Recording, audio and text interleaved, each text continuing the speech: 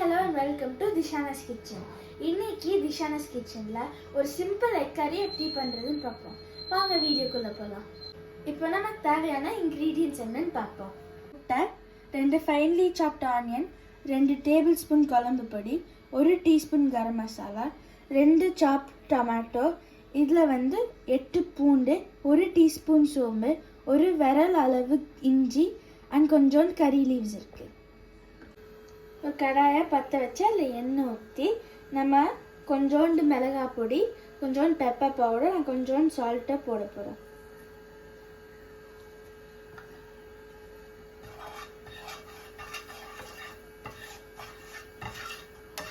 இப்போ நம்ம முட்டையை உள்ளே போட போகிறோம்.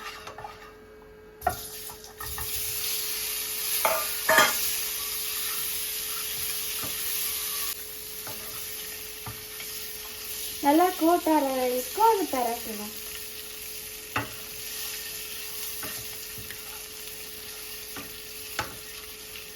அதுக்குள்ள நம்ம டொமேட்டோவும் நம்மளோட கார்லிக், ஜிஞ்சர், கறி லீவ்ஸும் சோம்பு அரைச்சிடலாம்.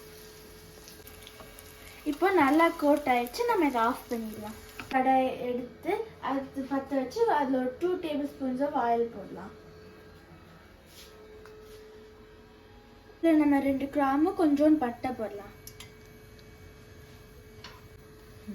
இப்போ நம்ம சாப் பண்ணி வச்சிருக்க ஆனியனை உள்ளே போட்டு சாட்டே பண்ணலாம்.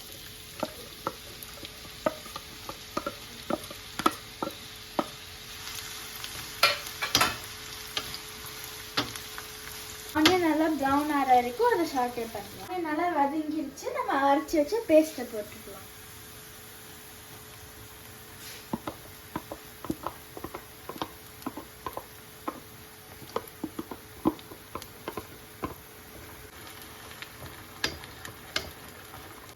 இதில் ஆயில் ரிலீஸ் ஆகிற வரைக்கும் நல்லா வதக்கலாம்.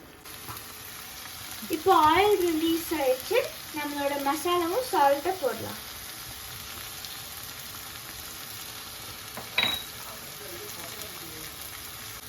இப்போ இது நல்லா வதக்கலாம். சரியான அளவு தண்ணி ஊற்றிக்கலாம்.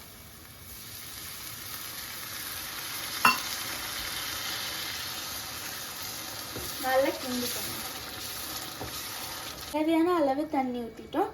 இப்போ மூடி போட்டு 5 மினிட்ஸ் கொதிக்க வைக்கலாம்.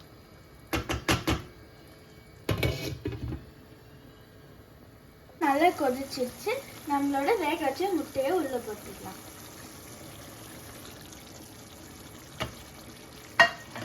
இப்போ நம்ம இன்னொரு 5 நிமிஷம் அதை கொதிக்க வச்சிடலாம்.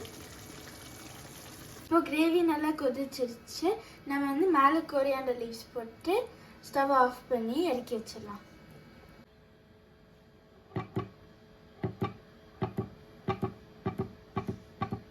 இந்த எக் கறியை நீங்கள் ரைஸு, சப்பாத்தி, இட்லி, தோசை எது வேணால் வச்சு சாப்பிடலாம். செம டேஸ்டியாக இருக்கும்.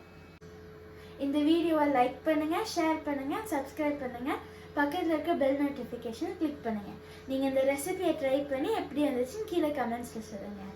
தேங்க்யூ ஃபார் வாட்சிங் this video. See you next time. Bye bye.